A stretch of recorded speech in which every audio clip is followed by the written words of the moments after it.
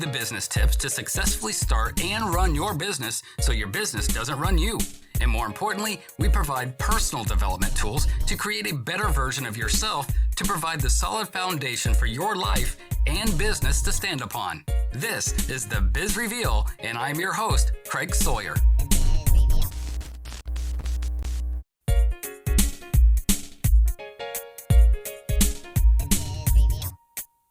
A business strategist and profitability coach, Marcie Hanhart has over 30 years in business and has owned and operated 4 businesses of her own. With a focus on strengthening a healthy mindset, Marcie helps business owners overcome their blind spots, which often hold them back from becoming as successful as they can be, and uses her unique perspective to guide business owners to take their businesses to the next level. After the show, learn more at www.actioncoach.com/Marcie Hanhart. This is the Biz Reveal podcast with this week's guest, Marcie Hanhart. Oh, my TV background. Well, when I wanted to go to New York City. I wanted to go to New York City because I was interested in international events, what was going on in the world, not a politician, but international affairs. Okay. And my first real job was working at the United Nations. Oh, wow. You could only do that for 2 years. Okay.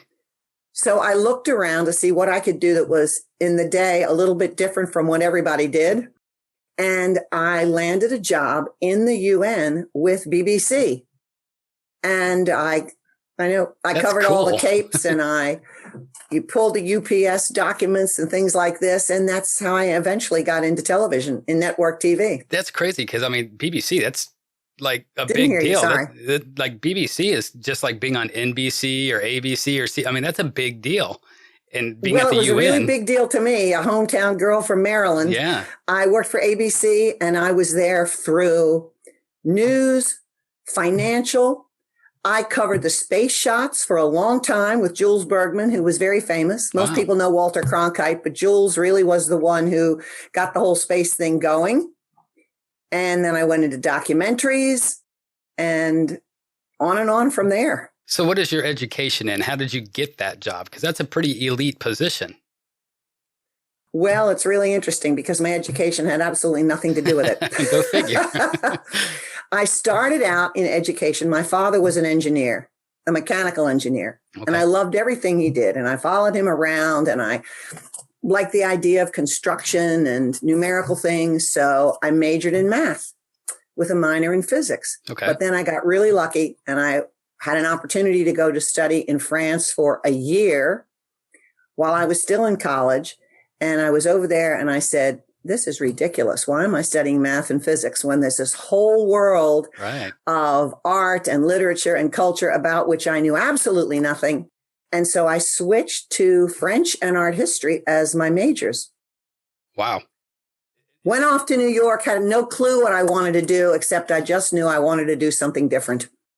And so that's how it all began. It was really sort of a fluke. That's cool. And, it's kind of funny because I have kids that just graduated from college. And it's funny when you go to school, like what kid knows what they want to do at 18, right? When you're trying to make a life decision of what I want to major in college and you're 18, 19 years old, it's impossible. You think you know it. And then when you graduate and you get that big degree and then you probably never even go into that field. I don't know what the percentage is of people who actually go into the field that they got their degree in. But I would imagine it's a very low percentage. Most people just don't. So that's cool, though, that you got into something that's so special. It's a very special thing. That's people dream of a position like that. So right out of school and young, vibrant, that's awesome. I was incredibly lucky because I think one of the 2 things happened. One was that my father, I was thinking about going to a college for math and science, and my father said, no. You can learn as much math as you want. I was really encouraged to go to a liberal arts school. Okay. And, get a broad-based education. It worked really, really well for me. And the funny thing is that today in my businesses, when I was a consultant for big companies and as a coach for smaller business owners, I really find that it has served me very, very well because there's the analytical side. And there's that sort of creative, out of the box, let's try this thing side. Right. And that works very well in business. Yeah, it makes you feel very, very well versed where you're not just specialized in one area and then kind of don't really know much about the other stuff. And not to say that anybody should really be like a jack of all trades, but it's surely good to be a well-versed and well-rounded person and kind of have some knowledge about a lot of different things. And it certainly helps in conversations, right? When you meet people, you can kind of just blend in with people and talk about just about anything. I was in a conversation the other day with someone and I alluded to an art museum, something that had happened at an art museum. And the next thing you know, the conversation took a totally different track. It was supposed to be a business show. And we started talking about Salvador Dali. So why not? One time on a resume, in the days when we weren't doing everything electronically and I was sending out marketing letters and so forth, I included a resume and it had 9 points about Marcie. And then at the bottom, I threw in, and personally, she crewed across the Atlantic.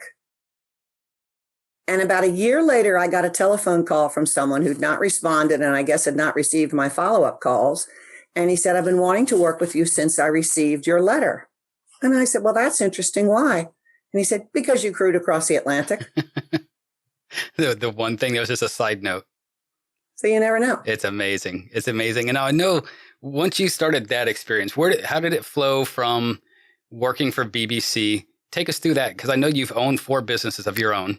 You've also worked in the corporate world. Great. So you've got a lot of experience there. So what's the progress? Okay. So I believe absolutely in serendipity and I believe in manifesting things. Okay. I never, honestly, I shouldn't say this, but I will. I never really planned out what was going to happen in my life. And some very good things just fell in my lap. Mm-hmm. So while I was at ABC Network, I got an offer to go into independent video and produce independent shows. Okay. One of them was a sort of internal documentary that was sponsored by IBM, because IBM was having a lot of conversations with AT&T about going into new media that we're all experiencing right now. And they were starting a new company. So while I was doing this documentary, all these people started to take me to lunch and ask me these questions. And the next thing you know, they asked me, and it really happened this way, would I come in and launch their new digital media concept? They were a business full of engineers. They had great technology. They were in a kind of a little competitive thing with Sony. Okay. And they wanted to be first to marketplace. All right. So they said, do you think you can do this? And I had no clue if I could do it, but what the heck? It was a new opportunity. It was something launching into a whole new area that's, of course, now taken over the world. I thought it would be great. So I said, sure, I'll do it. And that's how I ended up getting into business. I think it was Branson that said, if you're offered an opportunity and you're not sure that you're qualified for it, say yes and learn how to do it later. Because that's how, and I wrote this down because I wanted to go back to it. You said that sometimes a few things just fell in your lap. Mm-hmm. I don't believe that. I think that's that luck thing that people talk about. Oh, that person's just lucky. I'd be that successful too if I was that lucky. Well, you kind of create your own luck, and you say if it fell in your lap, but you put yourself in the situation where something could fall in your lap. And not only that, you took advantage of the situation when it presented itself. When it's sitting in your lap, you actually did something with it. You didn't brush it aside. So, sometimes you don't give yourself enough credit, maybe. Sometimes things don't just fall in your lap. It's what you do with it once it's there. It's really nice to hear somebody say that. But it's so in line with the way that I coach, because I talk to people about mindset a great deal, mindset right. And manifesting. And that's kind of a new age word, manifesting. We didn't talk about that until maybe 15 years ago or something, but I truly, truly believe that. If you set your mind to something, you may not be specific about what it is, but, I want to be successful at this, or I want to build a company to do this. That will help make it happen. You're absolutely right. Yeah. So go ahead. Since a lot of people have maybe not have heard the term manifesting, or maybe heard it and kind of brushed it off as what is that? What is manifesting? What does that mean? Okay. So manifesting is a term that I use to describe the whole range of things that we can do with our own thinking and our own maybe very subtle outreach to bring things into our lives that we want to happen. So what bothers me the most, and probably because I have suffered from this for a long time, and I had friends telling me, catch me when I do this, is speaking in the negative. Right. Yeah. I try to encourage my friends, but mostly my clients, to eliminate the negativity from their talk. Rather than saying don't do, say do. I'm going to do this. Right. This is what I've set my mind to. This is my dream. And if we tell ourselves, I know there are going to be people on this show that think this is absolutely nuts, but if we tell ourselves that we want it and we should have it and we believe in it and it's going to happen, the chances really are that it will. There's starting to become a common theme in my shows because I've been talking to a lot of really, really great people. And I'm not talking about just business people, really great people. And when you talk to them about the range, like we were talking about before, the range of things, there's more to a person than their profession. There's more than their history. There's more than what they are now. There's a lot to a person. And and I can say this with confidence, every single one of them makes that same statement about your mindset. And I am a victim of that negative mindset. And that's why I love doing these shows, because it's helping me create that better version of myself. And we've talked so many times about how easy it is to focus and analyze the negative aspects about yourself or maybe the things around you, but we don't do the same thing with the positive things. And we need to spend more time analyzing those positive things and to help build, the law of attraction, right? You attract what you put out there. Like if you're smiling at somebody, they smile back. It's just like human nature. So if you put out a lot more smiles, you're going to get a lot more smiles back. And then all of a sudden you're surrounded by smiles and in turn, happiness and things like that. So yes, I love that. And I love that common theme that we've been having lately with that idea. Yeah. Totally believe in the law of attraction. And I know that one of the elements of coaching that I really enjoy the most is that, and I'm sure I'm not the only person who does this, I'm sure you do it with your friends and your family, the ability to see in the people that I'm working with their awesome capability to do great things and open them up to seeing that within themselves. Right. And that because that is a law of attraction. And that does bring the manifestation of having everything that they wanted in their business and in their lives, because we know, you particularly know how inextricably intertwined I say they are when you have your own business. Yeah. Yeah. And it gets addictive. It absolutely gets addictive. Like, money's addictive. Success is addictive. Winning is addictive. And then take this for example. Have you ever had anybody leave you what do they call that? A secret admirer note, and you don't know who it is? Like you just get this little note on your car. Okay. It happened to one of my sons just this last week. He has no idea who it was. It was just a note left on his windshield that said, "Will you be my Valentine?" Now, could have been one of his friends. We don't know. But do you know how he's been floating for a week with just that feeling? So again, if you can amplify that time and time again, just a simple gesture like that to make somebody's day, it might actually change the path of his life. He might have something positive, that good feeling. He, maybe he goes out and talks to people he's never talked to before, apply for the job he never thought he would get just because he's feeling good about himself. And then boom, that trajectory just changes. Do you remember a few years ago, there was a series of TV ads about passing it forward? Yes, I do. Okay. And we would hear all the time of someone who would be in the line at McDonald's and they would say, "I'm going to pay for the person behind me." Yeah. And then the person behind them would pay for the next person. And over. It's a very similar sort of thing. Yeah. When you start to feel good about yourself, maybe because someone else helped you do that, then you exude that and it comes out and affects other people around you. Absolutely. Absolutely. And you do have to train yourself.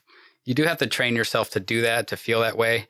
You have to sometimes, and I think I've used this term before, you have to fake it till you make it. Because if you are or tend to be a more negative or pessimistic person, you have to push yourself to not be. Right? It's a habit. You got to create a new habit to replace the old one. And it's not easy. If you're an alcoholic, you have to make a conscious decision every single day to not take that drink. And it's the same way, I think, with positivity. You have to make a conscious decision every day to realize when you're about to say or think something negative and switch it and turn that off and switch it into the positive. So it's not something that you can just say, you know what, I'm going to start being more positive and then expect it to happen. You have to really, really try at that. Absolutely. We have a lovely little diagram in my coaching system, and it's called the identity iceberg. And sometimes what you're talking about is very, very deep, right? Because our identity to the outside world is what people see of us. Right? We make decisions, we take actions, and that's what they see. Right. Where we live, do we seem to have a lot of money? Do we have an airplane, a sailboat, whatever? The people who do and don't have things, so to speak, that are apparent to the outside world, there's something going on beneath the surface.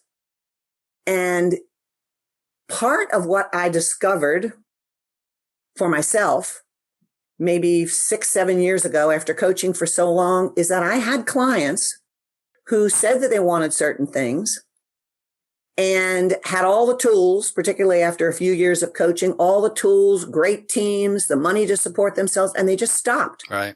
Or they didn't do it. Yeah. So I started digging really deeply into neuroscience.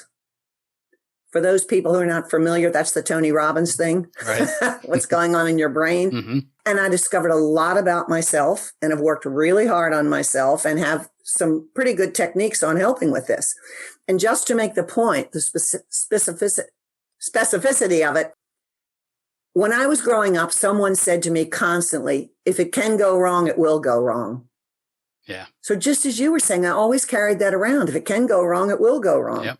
What's the alternate plan? What's the plan behind that? So much thinking of what to do if it went wrong that I hardly gave it a chance to go that's right. That's the thing. If you're expecting something negative, you're also preparing the reaction to the negative.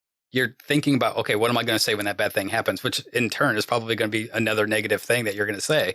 So yeah, right. it just keeps manifesting. And then now all your thoughts are about, okay, how am I going to react to that negative thing? So it just snowballs. So yeah, you're 100% right on that. Yep. Yeah. It's made a big difference as I forced myself to say, and I share this with people with whom I'm working, just think if it can go right, it will go right. We're smart enough to correct and come up with something if it doesn't go the way we want.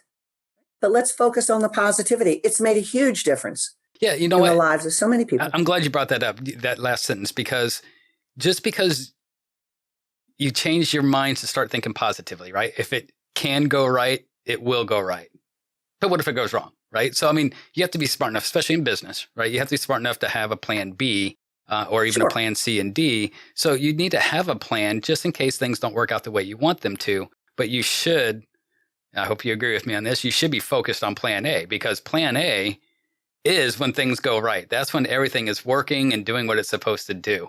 But let's make sure that we are prepared for, if things don't go out as perfectly as we had hoped, we have a way to move forward and keep things in a positive way. So it doesn't mean, put all of your faith necessarily in that positive, right? I mean, we still have to be pretty smart and wise about it. Totally agree. Totally agree. So thank you for clarifying that, because I wouldn't want to make people think that we only have that one particular plan. Sure. But I did throw in there that we're smart enough and creative enough to come up with an alternative. Something that we do that I was taught when I was trained as a coach 20 years ago was whenever we're going to go forward with an effort, let's say a marketing effort, or we're going to launch a new product, or we have a new idea. And of course, I experienced this way back when I told you I was launching this new technology, is what we just term test and measure. Don't put all your eggs in one basket, right? Try something, see how it works, tweak it a little. If it works really well, do more of it. But planning is really the basis for everything that we do in business. Right. Yeah.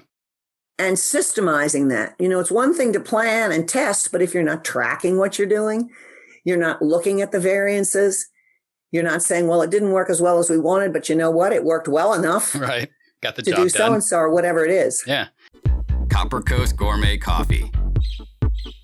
When fresh matters, we deliver it from the fields to the roasters and into your cup. CopperCoastGourmetCoffee.com. Yeah, and I heard too, there's a quote, and I can't remember who said it. It might have been like Thomas Edison or something like that, that said, failing to plan is planning to fail. So if you don't have a plan, you're essentially planning to fail because you have to have some type of plan. And what is a plan? You know, a lot of times people are like, okay, I don't know what the plan is. What am I supposed to do with a plan? I mean, basically you just take your goal. I think a plan is just the action to the goal. Like, you know, having a goal is just a goal. It's kind of a intangible thing. You can't hold a goal, but you can hold a plan. So I think the plan is just the process in which you acquire your goal, right? It's just step 1, step 2, step 3, right? Copper Coast Gourmet Coffee. When fresh matters, we deliver it from the fields to the roasters and into your cup. CopperCoastGourmetCoffee.com. Absolutely. We start everything with a plan. And we also talk about the difference between goals and projections. That's a really big thing. Sometimes I will say to people, you know, what's your goal? Yeah. And they'll say, well, I think we can do. And I say, no, that's a projection that you're going to give to a manager when he wants to know what sales you're doing this year. Okay. You know, what do you really want to do? Okay. And then we back down from that and we always have a plan. I do 90-day planning sessions. Okay. But of course, those 90-day planning sessions are based on what you want to do in 5 years, 3 years, and this year. Right. Yeah. And I know one of your specialties, and we talked about this on the phone prior to the show, is out of the box thinking. And a lot of us have heard that term, right? Out of the box thinking, think outside the box. You know, and I think we all have a general idea of what that means. It means just don't think with the norm. Don't go with the norm. Take your own path. You know, go left when everybody else is going right. What do you consider out of the box thinking? What do you teach? Well, I'll give you a specific example for that. Okay. And it happens to be something that happened in my situation, but I think it really makes the point. And the out of the box thinking is related to doing brainstorming. And we brainstorm with things that come into our mind. Okay. So I always say there's no brainstorming that's too outlandish, because if it's really out there, you just dial it back a little bit. So in this situation I was telling you about, where I was hired to, to launch a new product. And actually we had Sony there, and we had Philips North America, and we had IBM and Pioneer Electronics, a joint venture. Okay. So we had some big guys here. Yeah. What were we going to do to be recognized? So I told you that I was an art and French major. This was in New York City. And I'm thinking to myself, oh, geez, you know, we've got to make this thing happen. And I said, how about if we do something with an institution that is known all over the world, and we get ourselves in there and they see who we are? And people said, well, what the heck are you talking about? The museum, the Metropolitan Museum of Art in New York City, which everyone knows, it's number 2 in the world, going back and forth with the Louvre and the Metropolitan Museum, happens to have an exhibit. If you drive by, you can see it. It's the Oceanic Wing. And without going into too much detail, all these things were sent back from Oceania by Michael Rockefeller. He disappeared. Nobody ever knew what things were about, little tidbits here and there. So we approached them. We approached the Metropolitan Museum of Art with our new technology, and we said, hey, let's do something really, really cool so that people can learn about this, and they can learn about it in an interactive way, right? An early version of just key it in on Google and find out what it's all about. Right. So we had touch screens. We gathered all this material. We approached the Metropolitan and said, give us your expertise. Give us all the documentation and material you have. We'll produce it together. We'll pay for everything. And then we're going to do a major launch, a major announcement. Well, they said, okay. They closed the museum one night when this was done. We had Time Magazine, Newsweek, the Wall Street Journal, New York Times, you name them. That's out of the box thinking. Yeah. Yeah. And then you also had the great fortune or luck, or did it fall on your lap that all these big media outlets were there? Or was that also part of the plan, right? Oh, no, that was part of the plan. Okay.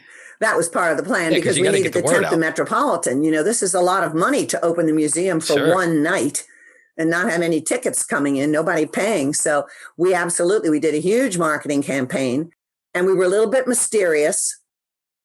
That what always I've helps. learned over the years, I'm not a marketing maven. Mm-hmm. I'm not. But we certainly know that tantalizing people when they don't quite know, but they think it might be interesting, is going to get them to at least listen to what you have to say about Absolutely. your product or service. Yeah. And we had some very good people around us and managed to really pull it off. Love it. Yeah, I like that you mentioned the curiosity thing. Curiosity does work.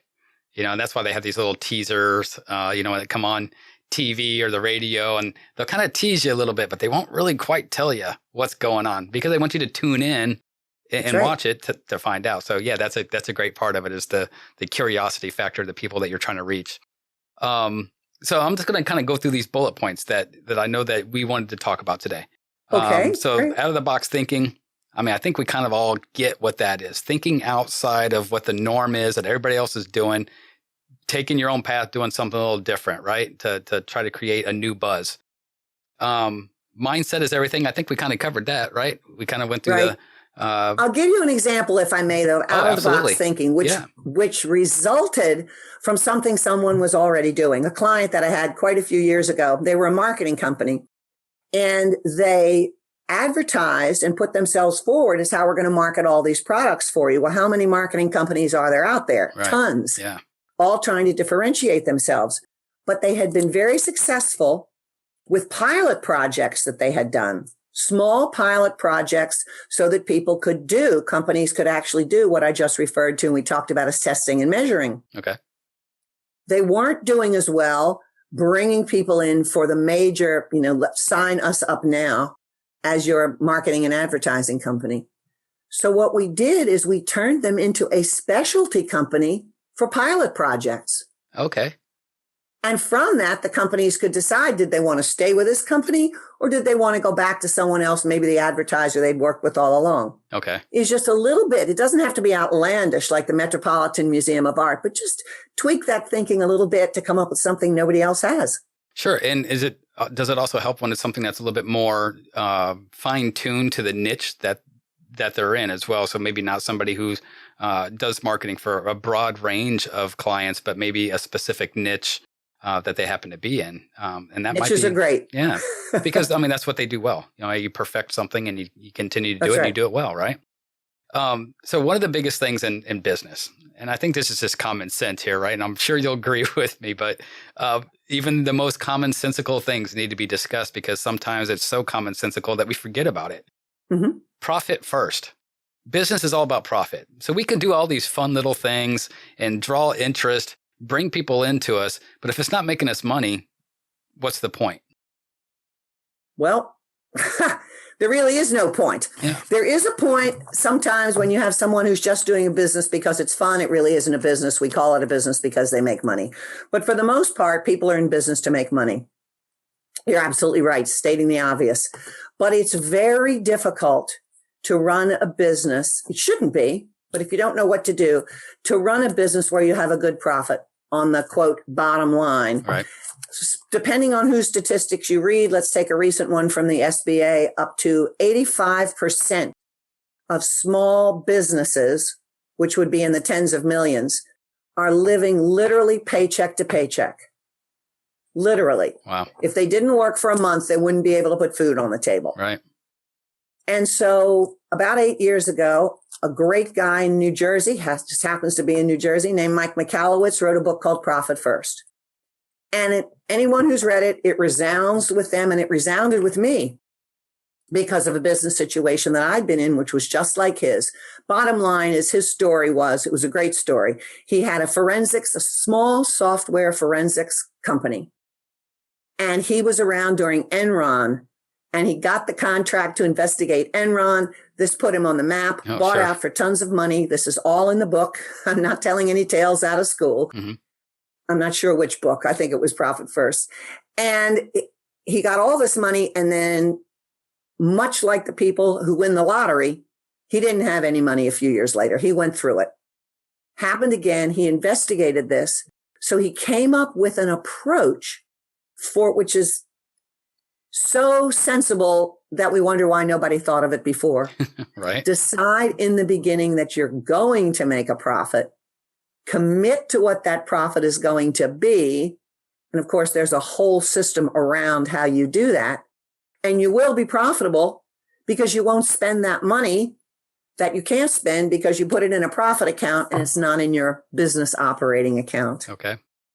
And I'll just throw in here that one of the most successful companies that I owned and ran myself was with a partner who happened to be my husband, but it was a software development company at the early stages of the internet. Okay. We had very large clients.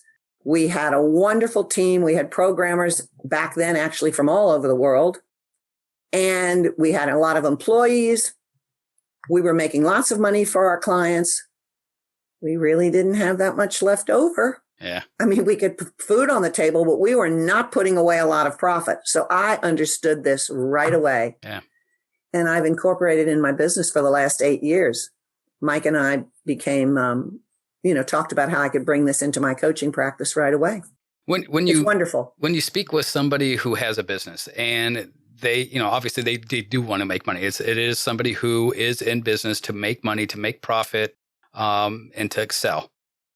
Obviously, you hope that there's more to it than that they want to create something that is useful to people and things like that. But if you have somebody who's not making the type of profits that they want to, or that they could, that they have the ability to make, what are the first things that you would look at in that business to find out why it's not making the profitability that it should have? That's a great question. It varies a bit with companies, but pretty much what it is, I call this the top line syndrome. We typically in this country particularly like to talk about, we have a $5 million business, but my profit's only $25,000. Right. Or I have a 6,000 square foot home. We're all about the top line, the big stuff that people see. Now, if we're working with a manufacturing business, an assembly plant, a distribution company, depending on the nature of the company, where we're going to look is between the money that comes in and the money that is spent making that money come in, not general operating expenses, but cost of materials, right? In construction, cost of the subcontractors. We need to look at the money first that we're actually spending to have enough money for what we call in the book real revenue. Gotcha. That 5 million is not real revenue if it costs us 4 million to get the 5 million. Sure. The real revenue is only one. What is the number one expense that most businesses have? I've heard it's labor. Is that correct? It's labor if you're careful with your inventory. Okay. It would be labor. Thinking we need more people than we need. Not watching overtime. Yeah, that's probably a big one. Not estimating, budgeting properly. And then on the smaller business side, we have the people who are solopreneurs and they want to do everything themselves. Right. And they don't hire people when they should, because we could be a lot more efficient if we had somebody doing that stuff that we really need to delegate. Let's talk about that for a second, because I think that is a tremendous, tremendous point. I'm a small business owner, right? And I do mean very, very small. But as a small business owner, money's tight. You do wear a lot of hats, right? Because you can't always afford to pay somebody else to do all the stuff, nor should you. However, there are some things that if you did pay somebody else to do, that you could spend more of your time doing the things that you actually do best and actually make more money doing. So that time is, you might be putting out, $500 a month to pay this person to do your marketing for you. But if you're spending, 5 hours a day trying to do your marketing, and that's taking time away from you making money from the business, you're actually ahead because you're actually making more money doing what you do well and letting somebody else handle what they do well. So that's the thing I think a lot of people don't think about when they're going into business, that they just look at it as an expense. But what is the expense producing back, right? Your ROI. Are you making $2,000 because you spent the $500? I'll take that. Somebody's going to give me $2,000, but I had to pay him $500 to get it. I think that's a pretty darn good investment, right? So they kind of have to look at what they're sending out, what they're paying for, what services they're paying for, not only what they're going to get back from those services specifically, but the time that they're saving not doing it themselves. What are they doing with that time? Now, if you're just playing at the park and going to the beach, now it's a true expense. But if you're working and doing the things that is making the company money, as long as it's making you more than the $500 you're spending to send that marketing out there, that's a good investment to make. Well, I think you should be a business coach. You're absolutely right on. That's about as far as it goes. No, you really are. I think what people miss is that, and you alluded to it, I only have so much money. I want to hang on to as much as I can. Sure. But the ROI comes in a variety of places. The first is, what am I going to save in time, energy, and get good results? Sure. First, for me, it's always an assistant. There's so much, I'm just going to call it what it is, garbage, little stuff that has to be done in a business, but it has to be done. Sure. And anyone can do it. It might be a very good high school student. One of the best assistants I ever had was a sophomore in high school. I couldn't believe it. Her mother said to me, she's amazing. Just try her. She was with me for 2 years, saved me hours and hours a week. So the first is that, looking at the things that you do that someone else could do and get yourself an assistant. Doesn't have to be full time.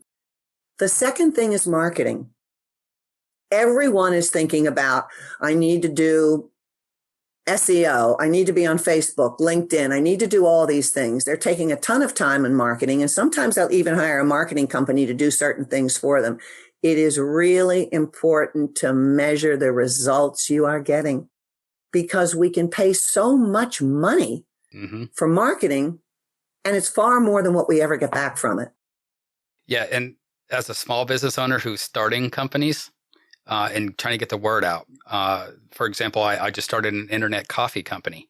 Well, nobody knows about it, right? I mean, you got to get people to know about it. You got to put the name out there. You got to get people buying it. Once some people start buying it, then, you can start getting the word of mouth, and, maybe they're helping you share some posts and things like that. But yeah, you really do need to get the word out there. And how do you do it? And this is a question I asked pretty much anybody I talk to that specializes in marketing, or social media stuff, or, anything in general, marketing, advertising. And that's the hardest part.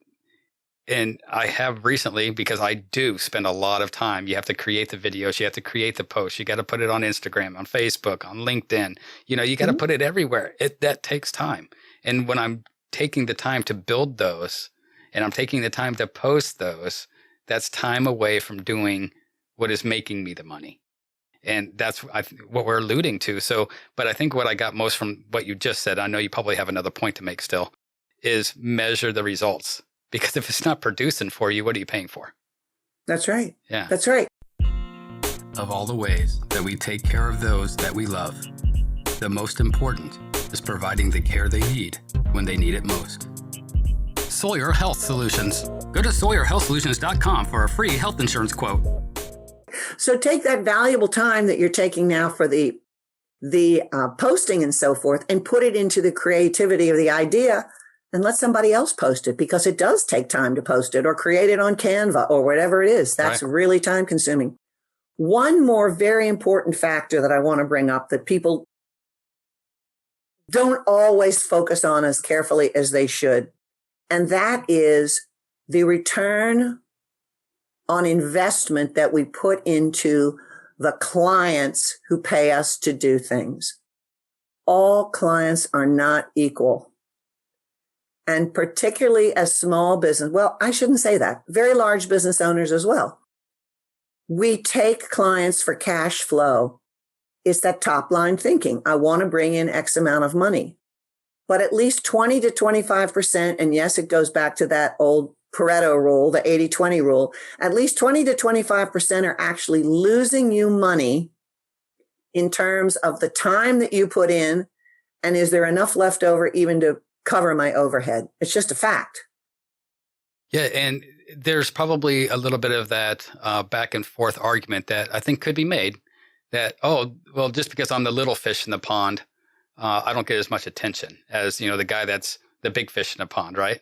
But yes, because if you're the little fish, you shouldn't require as much attention because if you're the little fish, I mean, they're likely, and again, it depends on the business you're in and things like that. I'm sure that's more specific, but as a general rule, if you're the little fish, you shouldn't have so many aspects that need attention that take so much time.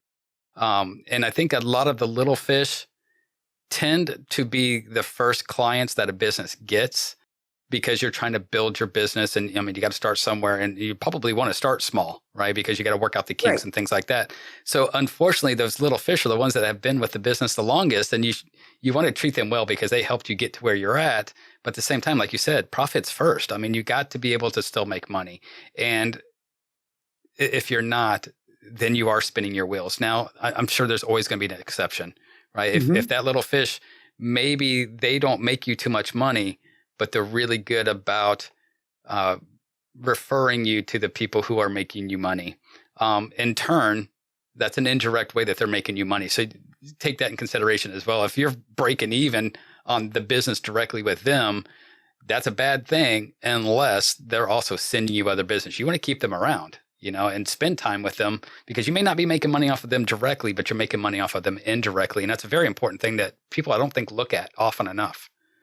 Beautiful, Craig. You seem to say the perfect things. How is that? I've done this before. There's actually a process that we have for determining what our best clients are. Okay. And it takes into consideration a lot more than the amount of money that they pay us. You're absolutely correct. Yeah. And getting testimonials, getting referrals, people who just think you're great and make your life easy. That counts really, really high in determining what we're going to define as our target market, the ideal client we want to go after. Of all the ways that we take care of those that we love, the most important is providing the care they need when they need it most. Seeyer Health Solutions. Go to SawyerHealthSolutions.com for a free health insurance quote. And then we prepare our whole business to serve that ideal client. It doesn't mean that we don't serve other people, but we know how to go after those who are going to want our services, who we know we can serve very, very well.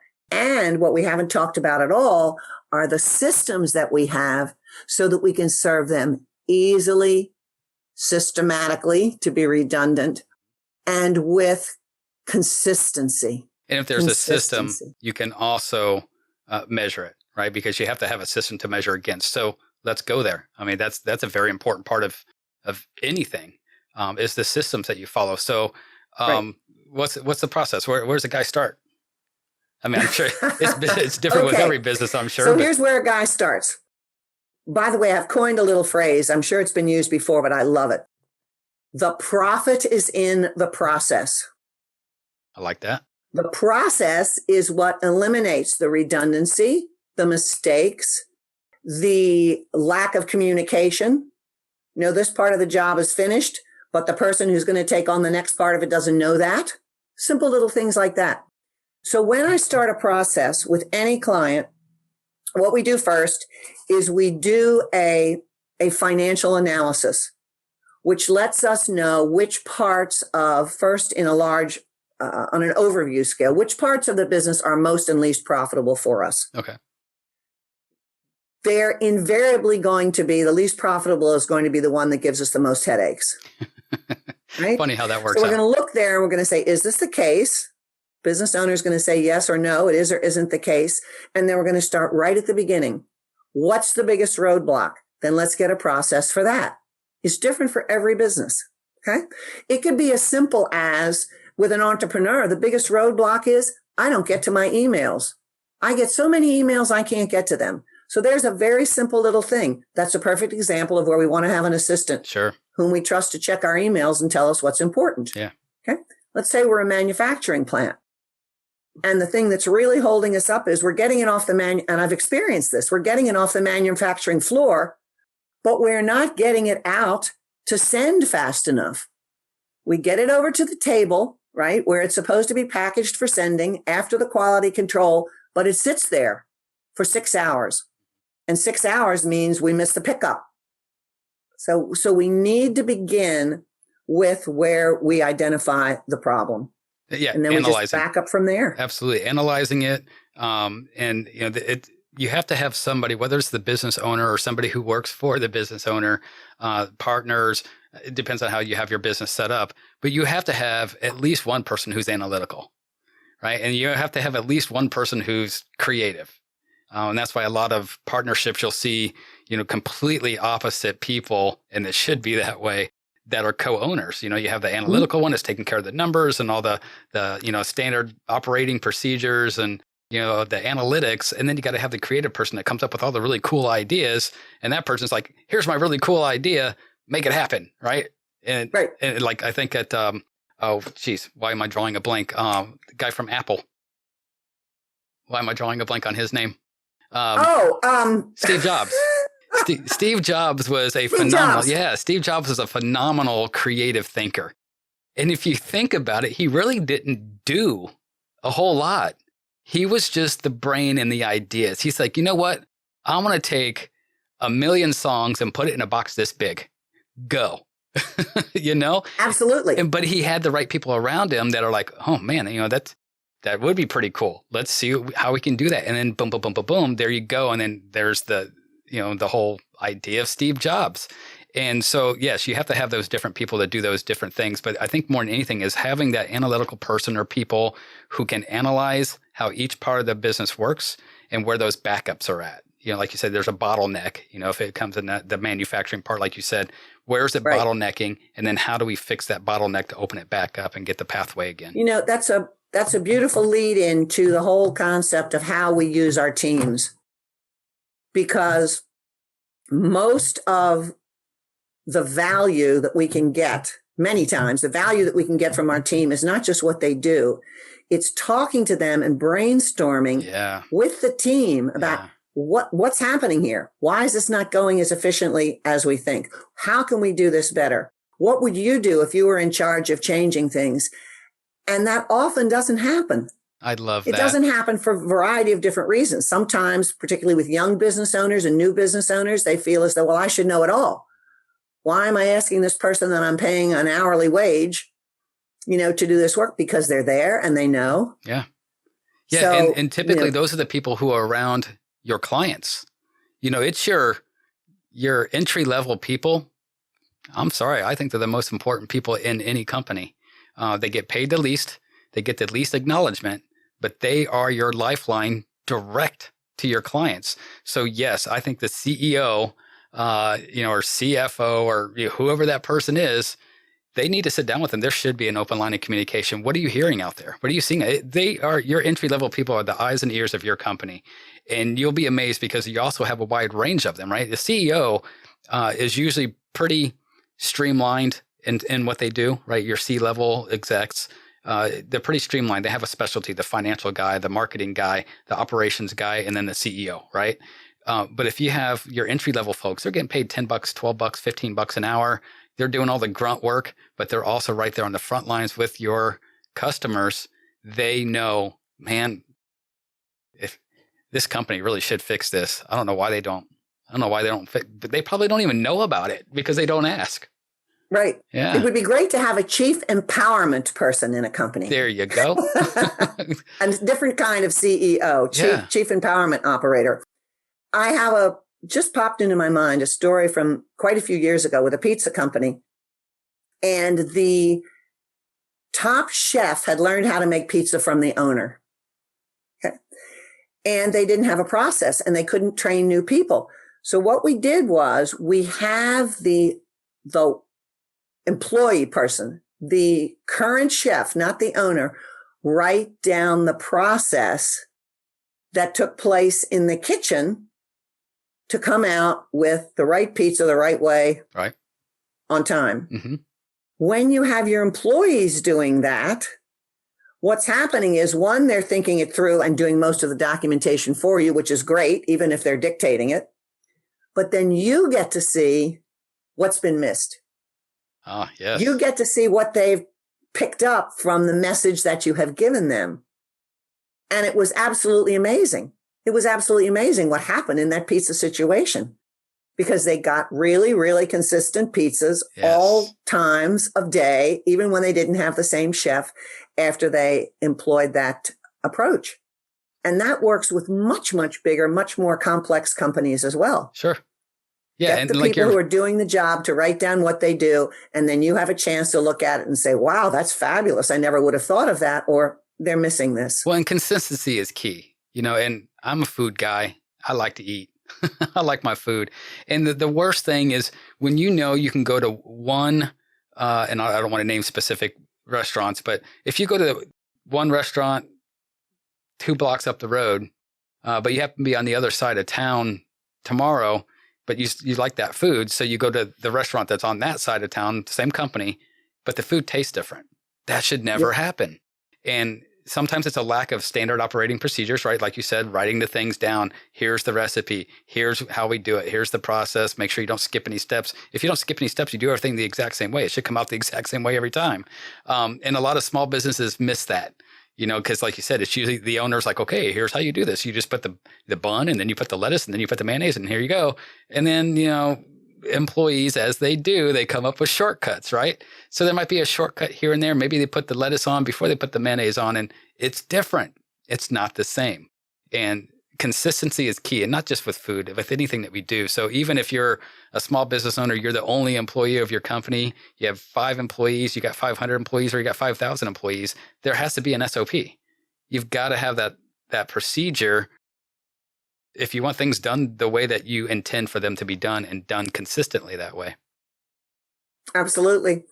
That's one of the things that I certainly learned when I became a coach with the largest franchise organization for coaching in the world. It was procedure after procedure on how they trained us, a process that exists for anything you would ever want, meshed with what I think is truly the brilliance of this, bringing on people to implement the process who could do things and think out of the box. Okay. It's not step by step, because you have to be flexible with the type of business, but mostly with the nature of the people that you're working with. Yeah, and finding the right person. When I was first to coach, I wouldn't work with someone who did the same business in the same town because I thought it didn't feel ethical to me. I'm going to be telling this person to do something. They're paying me for that service and advice. And then here's another competitor, so to speak. I very quickly realized that they could be of the same size and have the same description. Okay. 2 architects, both earning X, both have 5 employees, and both do residential houses. Those businesses are so different. They're different because of the mindset and the goals and the experience and the vision of the owners. They're going to be different from the types of people who are attracted to the work that they do. And I think that is the main thing that we want to remember when we're talking about building a business, or we're talking just to you, Craig, about your, not just to you, Craig, specifically about your business. It's all about you, how you want to run it, how you want to reach out to people, and then finding those ways to attract the individuals to you, both as employees and as clients, who are drawn to the person you are and the way that you want to provide your services. The ones that can get on board with your vision. Like, you have a vision, and you want those people who can help you create that vision and maintain it, right? Maintain that vision and that goal. Again, I think that kind of sums up everything we were just talking about, because if you have that vision, everybody's on board. Here's how we create it. Here's how we keep it. You got your procedures for it all. And then before you know it, you also just created a culture because everybody's on board with the same idea, and hopefully passionate about it as you are. And I think that's a key. That's a hiring thing. Getting people who think at least have the same end goal as you do. Everybody's an individual, and you want that because that gives you the different ideas, because you do have to morph through time. Times change, and you need to be able to morph with it. So, man, that went really quick. That's the end of our hour here. So, let me throw in one word. Absolutely. Go ahead. Core values. Don't forget core values, because that's how you're going to get people who find the things that you find important. Yeah. Yeah. But again, well, let's elaborate a little bit more. How do you determine what your core values are? Aha. On some fundamental level, if I gave you a list, which I have, of like 150 potential core values, we're all going to pick the same thing. Honesty, integrity, respect, all of those things. Sure. However, when a business owner asks me that, because I don't want them to have more than 4 or 5. Okay. There's some caveats to that, but we can only remember so much. I always ask them, think of the things that are your pet peeve. If your pet peeve is that somebody comes into a meeting 2 minutes late, then that's a core value you have to talk about. Punctuality. Because it's your business. And so maybe we have a core value called timeliness. And then you get to write a sentence or two about what that means to you, right? There are other business owners who could care less. You come in 2 minutes late because you're on an important customer call or a marketing call. I don't care. Right. So that's what I mean by a core value. Something that is really important to you, and you want that to be not only the image of your company to the outside world, but you also want it to be the way we treat people within our operation. So if you have one that is very broad, like respect, you're going to put respect there, and then you're going to write down what respect means to you in the company. And then I think another important thing is to make sure that you have it posted in a lot of places within, like if you have an actual physical brick and mortar office or building, to have those values over and over and over throughout the building, because you want to instill that in people, and it should be just a part of the natural process and thought process throughout the day. And those are the things you really want to pound into people there. You're so right. Yeah. And put it in your ads when you're recruiting. Put it in your ads. If people don't like what they see, they'll self-eliminate. Yeah. You don't have to waste your time with those people. Absolutely. Marcie, thank you so much for chatting with me today. It has been a pleasure. If you wouldn't mind, tell the listeners how they can reach out to you to get further advice, or just chat with you for a few minutes and see if they can learn a few things. Oh, thank you so much, Craig. I'd be delighted to do that. I have a very simple email, and it's Marcie, Marcie, Hanhart, Hanhart, at actioncoach, one word, .com, Action Coach. And if you put Craig's name in the subject line, we will make a point to get back to you really, really quickly. And I think that's probably the easiest way. I do have a website, marciehanhart.com, but it still has a few flukes. It's not going to be really beautiful for a week. All right. Thank you so much. I love talking to you, and I would love to talk to you again. I hope we do have another one of these sessions, because I learned a lot, and I think there's a lot of aspects that we haven't even touched upon yet that I think that we could get into maybe a little bit further detail. So thank you for taking time out of your day-to-day to talk to me, and hopefully we can do this again real soon. Totally my pleasure and privilege. Thank you so much, Craig. Awesome. Thank you. Thank you for joining us this week. Go to our website at thebizreveal.com to catch all of our past episodes. We're available on all podcast apps, or you can watch any of our episodes on the Biz Reveal YouTube channel. I'm Craig Seeyer, and this is the Biz Reveal. Till next time.